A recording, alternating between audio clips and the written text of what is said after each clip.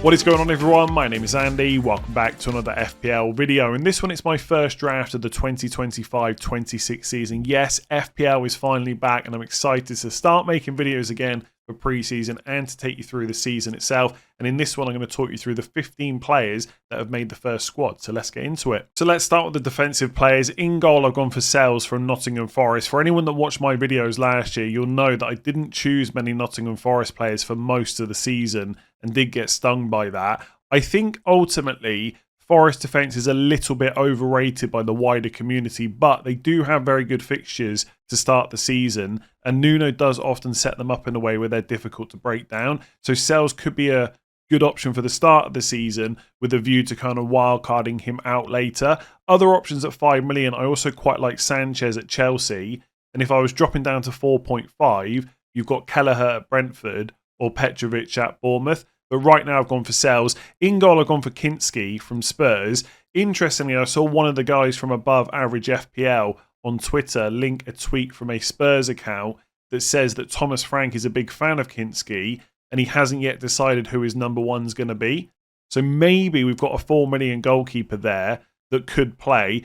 But if we get to game week 1 and we know that he's not number one for Spurs, I'll just put a different 4 million goalkeeper in there. I think one thing that I've got to think about over the next few weeks is whether I want to bench boost game week 1. And I do think it's a pretty good game week to get the chip out of the way. If I do that, I'll have to spend a bit more on goalkeepers, but that's something to decide later on.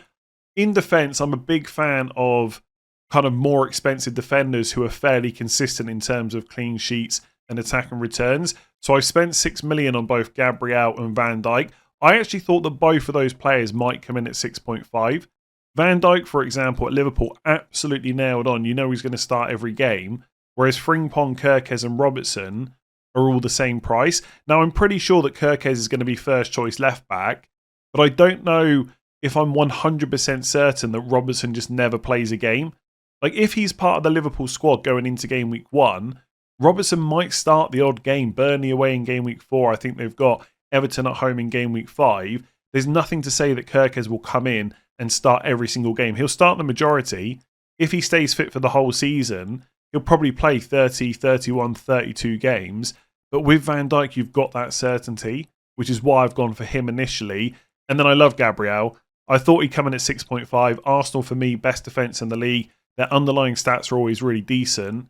And he's got that goal threat as well. There's a couple of 5.5 million defenders I like. So if I was dropping down in price to have funds for elsewhere, you've got Porro at Spurs, you've got Munoz at Crystal Palace as well. And potentially at 6 million, I could look at someone like Cucurella because I quite like Chelsea's fixtures. But Gabriel has become one of those players that I've always liked starting with. And actually, the opening fixtures for Arsenal aren't too bad. It's Man United away in game week 1. And obviously, Man United were awful last year. I do look at that fixture and think, do I really expect an Arsenal clean sheet? Not necessarily, but it's possible. And then you've got Leeds at home in game week 2, good fixture. Liverpool away in 3 is going to be tough. And then it's Forest at home in 4. So 2 or 3 of the first 4 game weeks, I wouldn't put it past Arsenal getting clean sheets. And then I've gone for 3 cheap defenders at 4.5 million. Currently, it's Van de Ven, Konza, and Gay. I do like each of those players. I think Thomas Frank will probably improve Spurs a little bit compared to last year. I think it's impossible kind of not to. And if Van de Ven and Romero can stay fit, then that's always a plus for Spurs. Gay at 4.5 million is less than Lacroix, presumably because his defensive contributions aren't so good. But either Gay is going to stay at Palace, in which case Palace's opening fixtures are not too bad and he's cheap, or he's going to go to Liverpool. And if that happens and he gets into the first choice 11, he's going to be an absolute no-brainer.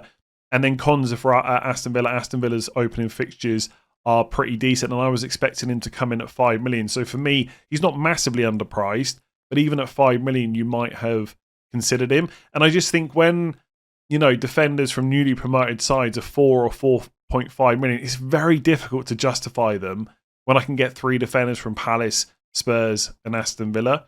Maybe I'll end up going for different 4.5s. I like Brighton's new potential left back / left wing back to Kuiper if Estupiñán goes.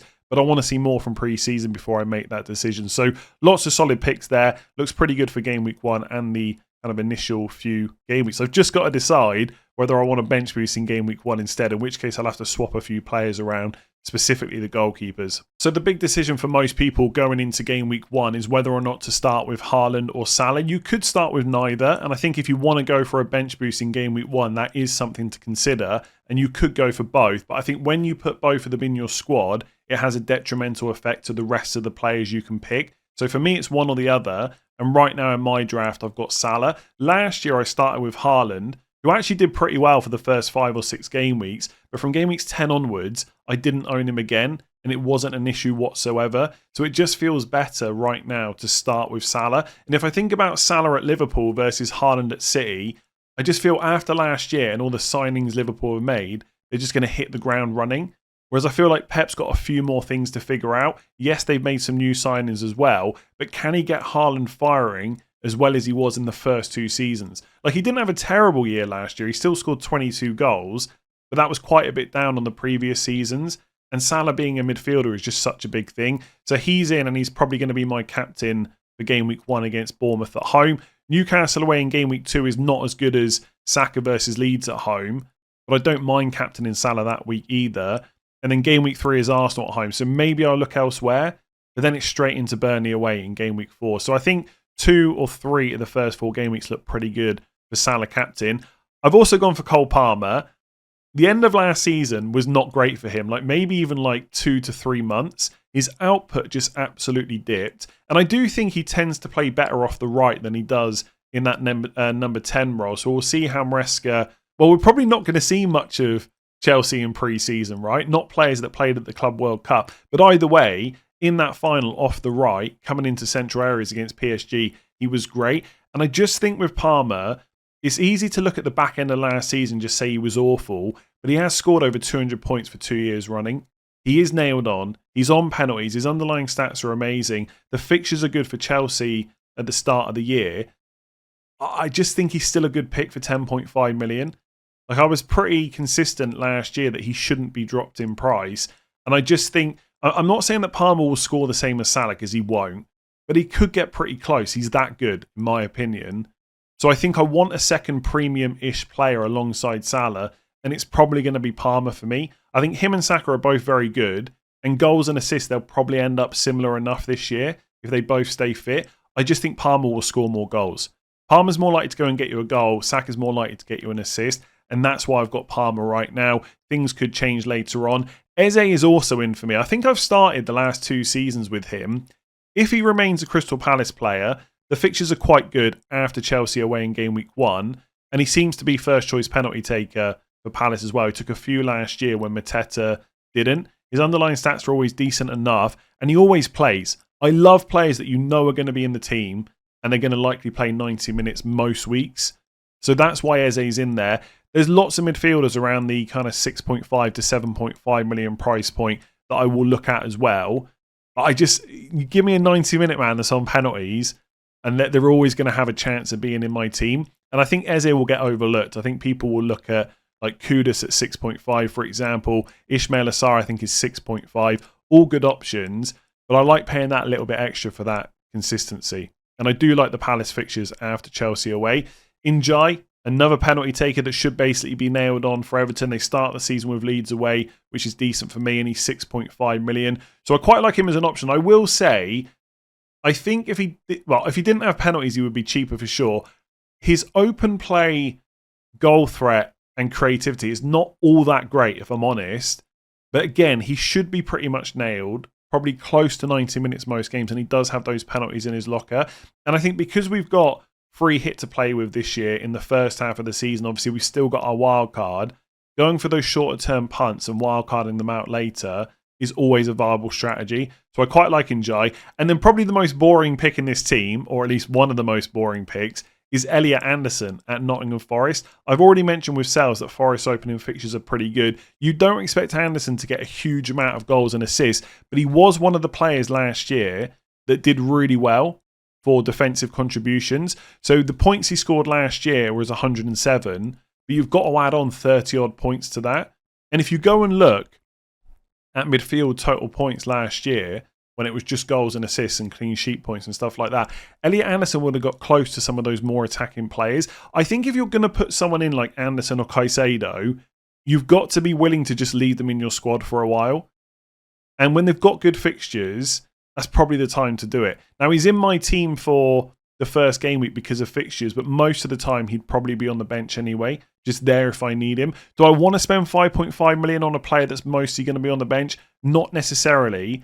But I do want that last position to be someone that plays, and there's not a huge amount of 4.5 million midfielders that are going to start every week. So that's why he's in there. And also because defensive contributions are new this year, there is part of me that thinks just go for one of those type of players, like an Anderson or a Caicedo or someone like that. So for 5.5, probably okay. I'm not sure there's a huge amount of attacking options at that price right now that massively stand out. But again, there's plenty of time until game week 1. I can play around with these drafts and move them around and talk you through that as I do. And then with this particular draft, I'm playing a 3-5-2. So the two forwards up front are Solanke against Burnley at home and Danny Welbeck against Fulham at home. And on the bench, I've got Evan Nielsen. If I did go through with this squad for game week 1, would I definitely bench Evan Nielsen for Elliot Anderson? Not necessarily, but I've got it set up like that because of the fixtures. Evan Nielsen does play Liverpool away in game week 1. And I've got Van Dijk in defence as it stands. I just think because of that Liverpool fixture, people are going to ignore Bournemouth players. And they have had a few of their defenders obviously transferred out, like Howson, for example, and Kirkes. So they are a little bit maybe weaker, but presumably they're going to make some more signings. And in attack, they've kept most of their players. And they are one of those teams that I just trust in attack. And Evan Nielsen for 7 million, even without penalties, is quite interesting. And after Liverpool away, it's Wolves at home, Spurs away, Brighton at home, Newcastle at home, Leeds away, Fulham at home. So game weeks 2 to 7, they've got like 4 home games and one of the away ones is Leeds. So I quite like Evan Nielsen. I can either play him in game week 1 or bench him. But most weeks from 2 onwards, he would be in the 11. And then with Solanke, that is really just a fixtures play as well. It's nice that they start with Burnley at home, absolutely. But even after that, you've got, okay, City away in game week 2, not great. But then Bournemouth at home, West Ham away, Brighton away, Wolves at home, Leeds away. So kind of a long-term look, game week 6 to 8, for example, the fixture run for Spurs is quite good. And obviously there's part of me that just thinks they will be better under Thomas Frank. And you can't help but think to last season, wherein Burmo and Visser in particular did really well, is Solanke going to be Thomas Frank's Visser at Spurs? And he is a player that tends to get a lot of chances. He can be frustrating because I don't think he's the best finisher. But I think with the fixtures they've got for 7.5 million, he stands out as a pretty good pick. And then Danny Welbeck, obviously Brighton have got rid of João Pedro. Evan Ferguson looks like he's off to Roma. I don't know if that's officially confirmed yet, but I think everyone knows it's going to happen. Welbeck should be pretty much nailed. The only other 2 forwards they could play as a number 9 are quite young. And Welbeck did really well last year. And again, Brighton are a team that I trust in attack.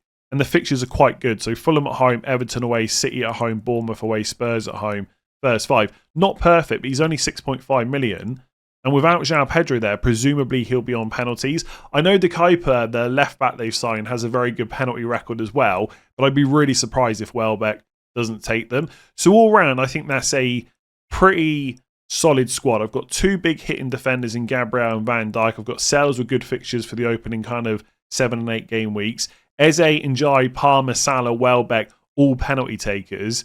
The only 3 players in my attack that aren't are Anderson, Solanke and Evan Nielsen. If Kluivert's ever off the pitch, Evan Nielsen will probably take him. Also, actually, while I'm recording this, I've just realised Son is the first choice penalty taker at Spurs. Solanke is probably number 2.